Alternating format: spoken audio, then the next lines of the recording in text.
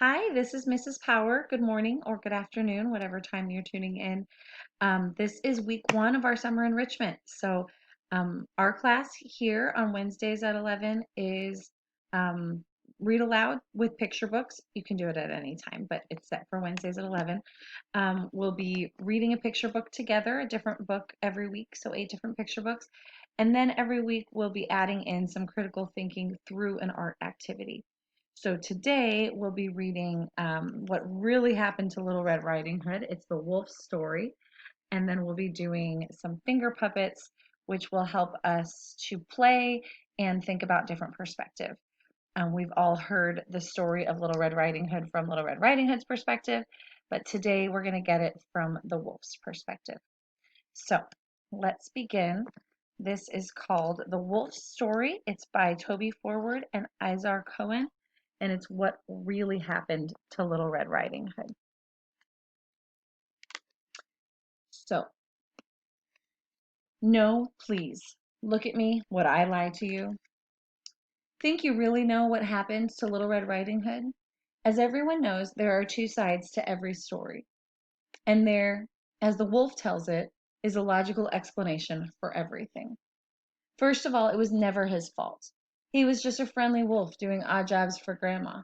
Then that spoiled little Red came along and ruined everything. Now that you know the truth, you can trust the wolf, can't you? Okay, so here's our first image. And it says, let's try this way. No, please, look at me. Would I lie to you? It was the old woman who started it. I did nothing wrong. Would I? We hit it off from the beginning. Not everyone likes a wolf, do they? Look at you. You're not certain. Would you like to come and sit a little closer while I tell you about the kid? I don't bite. No? Sure? Okay. Up to you.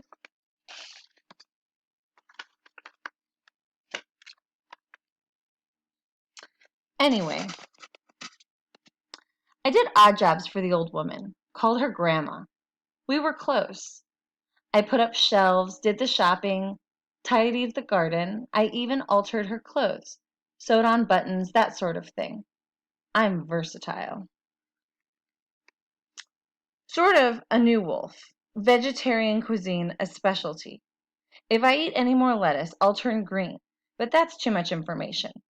Are you sure you wouldn't like to sit just a little closer?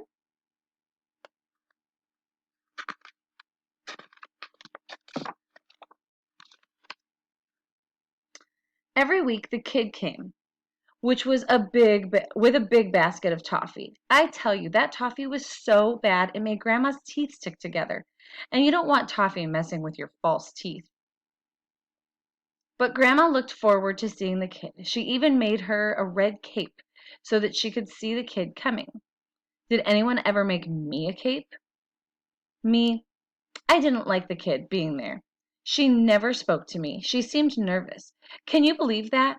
When Little Red was there, I felt left out. I tried to join in. I even offered to eat the toffee, and that stuff could ruin a wolf's good teeth. So you can see how I tried, but they just ignored me.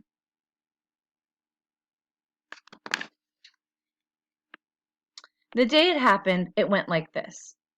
I saw the kid coming with her big basket of toffee. I was out looking for fresh herbs in the forest, and I tried to pass the time of day with her. But she pretended not to know me and hurried on. That's the sort of kid she is. Like I'm frightening, eh? Then I scooted back the quick way to warn Grandma to hide her teeth from the toffee. The kid always took a long time to get there. You know how slow kids are. When I got back, Grandma was reaching for her best dress in the wardrobe and couldn't reach the hook. And this is the part where it all went wrong.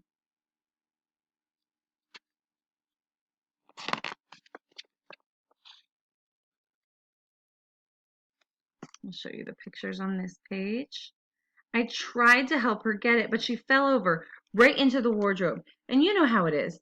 Grandma got a teeny tiny bump on her head and was knocked out cold. And the kid was banging on the door. All right, I panicked. It looked bad. Not everyone trusts a wolf. I thought they might say I'd done something bad to Grandma. Me? Anyways, I shut the wardrobe, put the dress on, and sort of thought I could cover it up and pretend to be Grandma till she was better. I have to admit, I don't have the best legs for a dress. So I jumped into the bed. Anyone would have thought I was Grandma. And here comes Big Red, Little Red.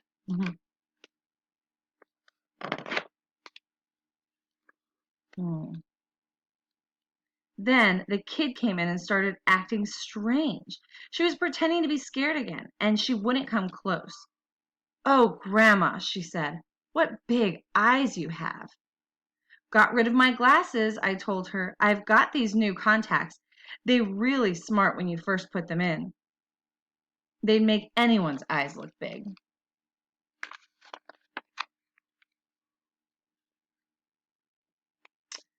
It was the first time we'd had a talk, and she wasn't that bad, really. Looked good enough to eat, if you know what I mean. Oh, Grandma, she said, what big ears you have.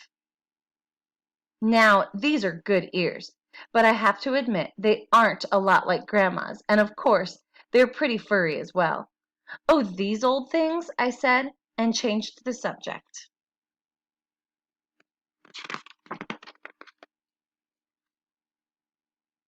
Oh, Grandma, she said, what big teeth you have. And this was what made it worse.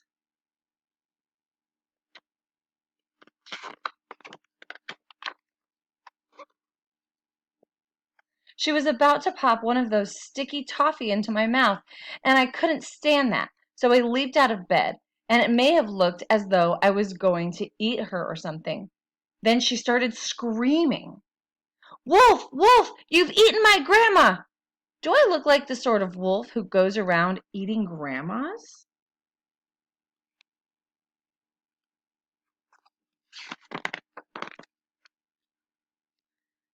It got worse. The door swung open. There was a woodsman the size of a tree, with an axe. I shouted for help, but Grandma was still out cold in the wardrobe.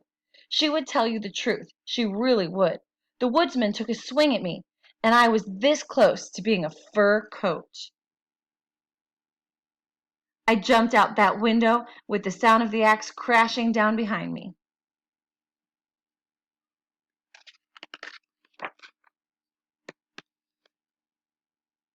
I ran all the way to town, and I have to tell you, a wolf in a dress is an embarrassed wolf. People were laughing, and that's not nice. Anyways, thanks for listening. And if you ever want any odd jobs done around the house, just get in touch. Here's my card. I'm cheap, I'm a neat worker, completely trustworthy, and I won't make a meal of it. No, please, look at me. Would I lie to you? The end. So feel free to go back and play the story again if you'd like, but we really think of this story from Little Red Riding Hood's perspective all the time. And my artistic drawings are not superb, but this is Little Red Riding Hood. What you'll need for this is some kind of paper, construction paper, maybe glue and markers. I did different pieces of construction paper, but you could also just do it in white and then draw everything on top. But the basis is to make the puppet part, you just have a strip of paper, and it was about 2 inches long, but I didn't roll it yet. So strip of paper, and then you create the body, and then put on a head, and then you glue it to the strip, and then once everything is glued and colored, then you attach it around the back of your fingers. So the characters in this are Grandma. So this is the Grandma. And you can do any colors. It doesn't really matter. This is just what I had. Of course, Little Red Riding Hood with her little basket full of toffee. We have the wolf when the wolf dresses as Grandma. So I put them in the same outfit, the same color. Then we have the wolf before he's Grandma. So just the plain wolf. And this is the woodsman from the very end of the story.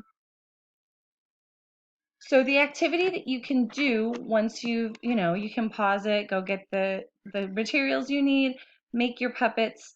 But then the activity you can do, and you can do this with your siblings or your parents or anyone, is that you can have a puppet show and tell the story. And first tell it from the wolf's perspective. So just like the story we just heard. And you can have the characters acting out what this story told. And then try to tell it from Little Red Riding Hood's perspective. Maybe do the story all over again from the beginning from her perspective. Then you might want to try doing the story all over again from Grandma's perspective, because Grandma really knows what happened to her. And then you might even want to challenge yourself and try doing it from the woodsman's perspective. He wasn't there till the very end, but maybe he saw Little Red Riding Hood coming in and out. Maybe he heard some things that we don't know about.